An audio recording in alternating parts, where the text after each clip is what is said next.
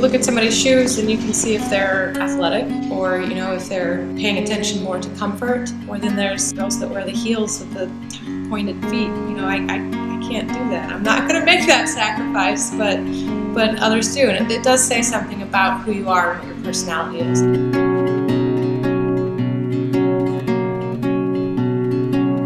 I do love our museum shoes, our Missouri shoes, some of the oldest shoes in the world. We don't have any pairs of shoes. One shoe wears out and you make one new shoe. It kind of brings to the forefront some of the assumptions that we have about shoes, that they always come in pairs, but they didn't always come in pairs.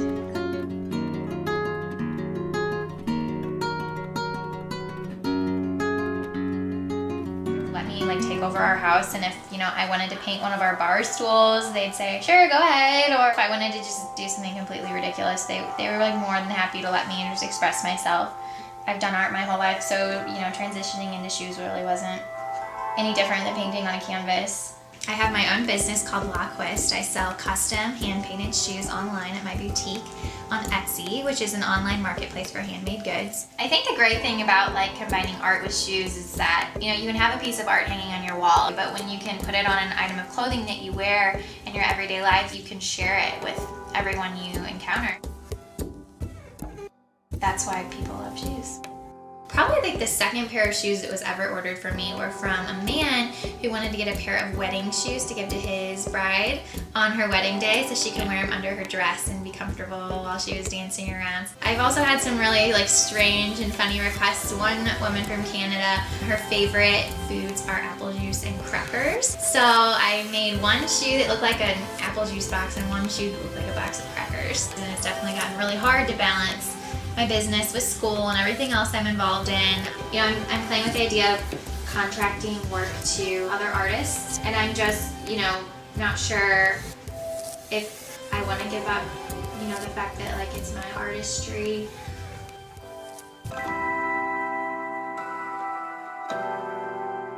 That is the Boom Bounce competition. It's a statewide competition. I'm trying to figure out what exactly I'm gonna say, but the great thing is that I know this business like the back of my hand. It's I've grown with it.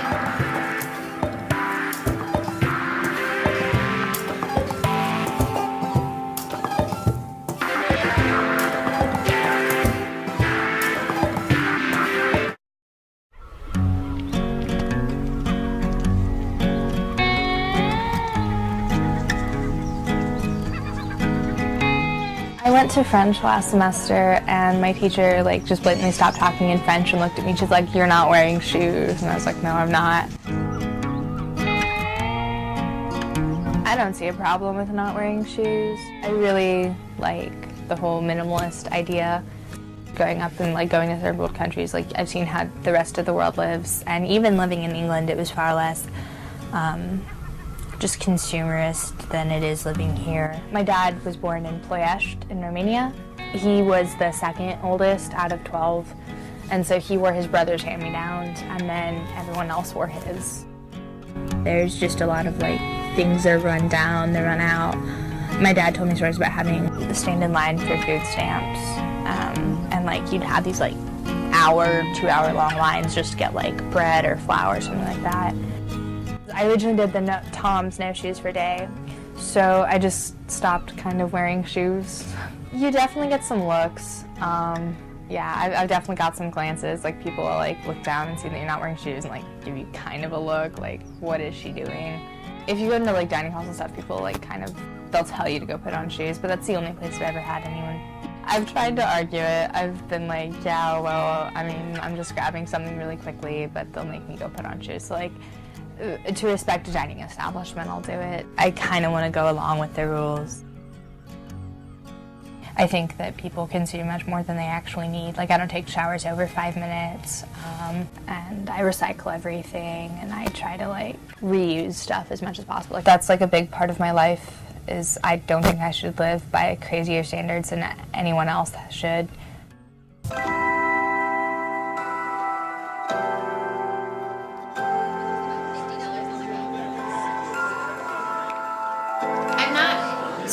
Super set on winning, although that would be amazing. I think it's just going to be a great experience either way.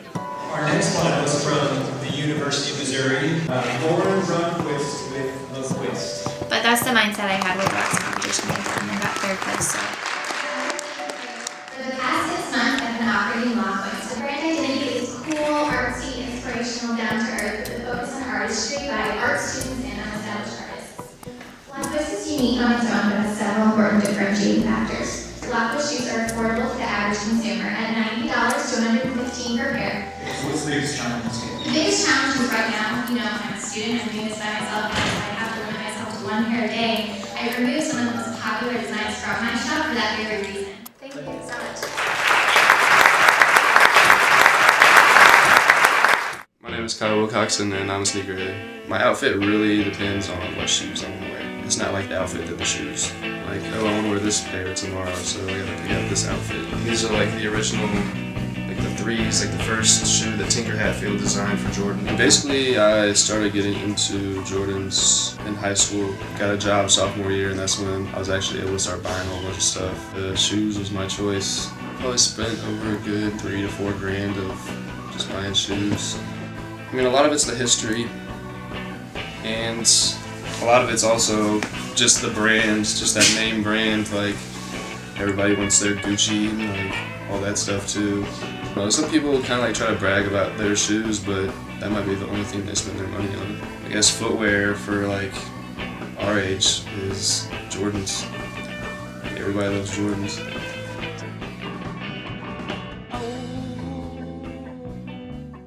The past 2 winners have been shoe related, so I'm thinking that might not be working in my favor, but it's just pretty funny that every year there seems to be shoes, because obviously people love shoes.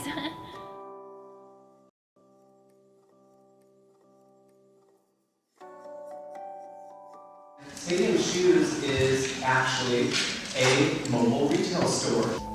Talk a little bit about the inventory, being able to maximize the reach.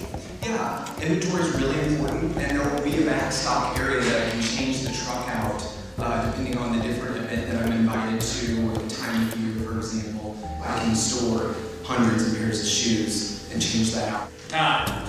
Thank you. I was always really excited about heels and how they make me feel, the fun colors and the different styles they come in. A lot of it came from a lot of the pants that I wore too long. So I'm like, I don't want to wear these pants, so I would get into high heels.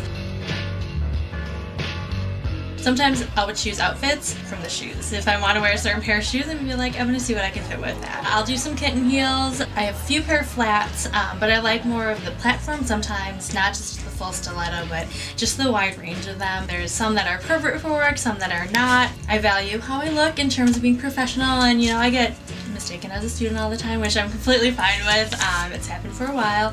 I do like how much height they give me, but then I feel like it kind of sometimes ties the look together. I do make sure that they're comfortable as well. A little tip, a lot of shoe stores have carpet, so they make you seem a lot more comfortable. And so a really good test of them, if you put them on the store and find like tile or like the aisle or something like that to walk in.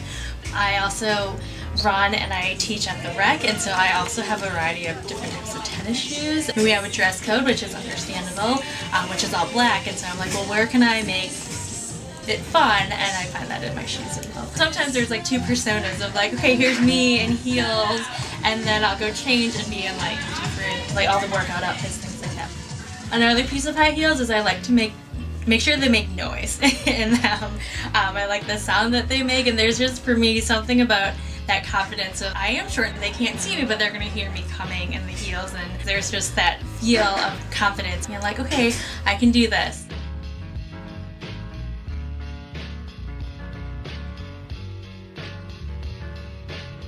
Okay, third place, and this is a $2,000 award. Goes to payout. The second prize goes to Nathan Fleischman, Stadium Shoe. All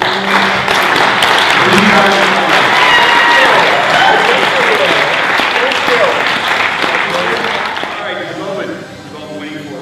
Number 1, Lauren Runquist.